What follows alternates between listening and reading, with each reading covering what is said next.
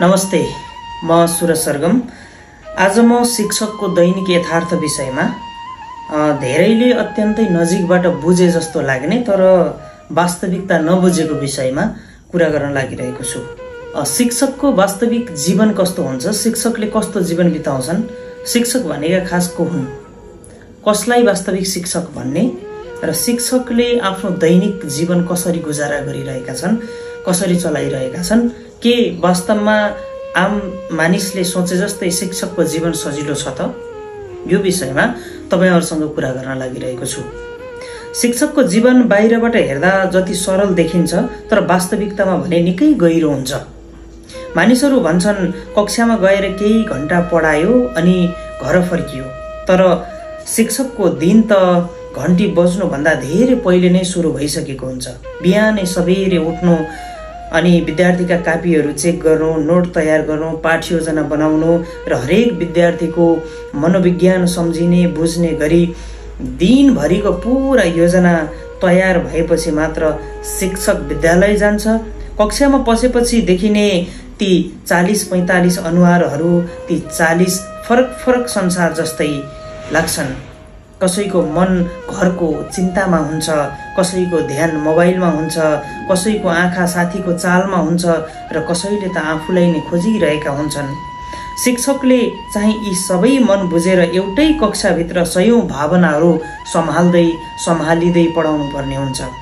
रिसायो भने शिक्षक कडा रहेछ भन्छन्, नरम भयो भने विद्यार्थीले घुमाउने रहेछ भन्छन्, थकै लाग्यो भने पनि हाँस्नै पर्छ, मन दुख्यो भने पनि कोमल बन्नै पर्छ। कहिलेकाहीँ त लाग्छ शिक्षक हो कि एकै दिनमा दर्जनौं भूमिका बदल्ने मानिस। विद्यार्थीले होमवर्क ल्याएन भने शिक्षक जज बन्छ, कक्षा हो हल्लाले हल्लियो भने सेक्युरिटी गार्ड हुन्छ, कापी जाँच्दै गर्दा डेटा विश्लेषक बन्छ, विद्यार्थी उदास भयो भने काउन्सिलर बन्छ, घण्टी बज्यो भने टाइम म्यानेजर बन्छ र घण्टी नबजेसम्म रोल मोडल बन्छ। यस्ता मल्टिटास्किङका भूमिका शिक्षकले रोजेका होइनन्, यसलाई परिस्थितिले दिनु परेको जिम्मेवारी सम्झनुपर्छ। समाजले कहिलेकाहीँ भन्छ शिक्षकको काम त सजिलो हो, शिक्षकको काम सजिलो हो।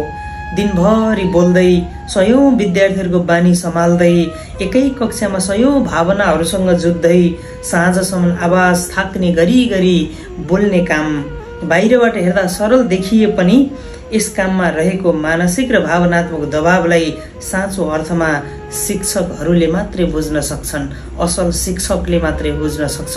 धेरै मानिसहरूलाई यो कुरा बुझ्न कठिन हुन्छ, तर यति गाह्रो हुँदाहुँदै पनि शिक्षक काम किन गरिरहेको, किन पढाइरहेको, किन तिमी दिनदिनै त्यही कक्षाको ठाउँ फर्किरहन्छौ त भन्ने तपाईहरुबाट जवाफ आउन सक्छ। किनभने शिक्षकको सबैभन्दा ठूलो तलब धेरै पैसा भनेको विद्यार्थीको मुस्कान हो। कसैले भन्छ सर तपाईको कारण म सुध्रिएँ, मेरो जीवन परिवर्तन भयो। कसैले भन्छ तपाईले सिकाएको कुरा आजसम्म भुलेको छैन। कसैले भन्छ सर तपाईले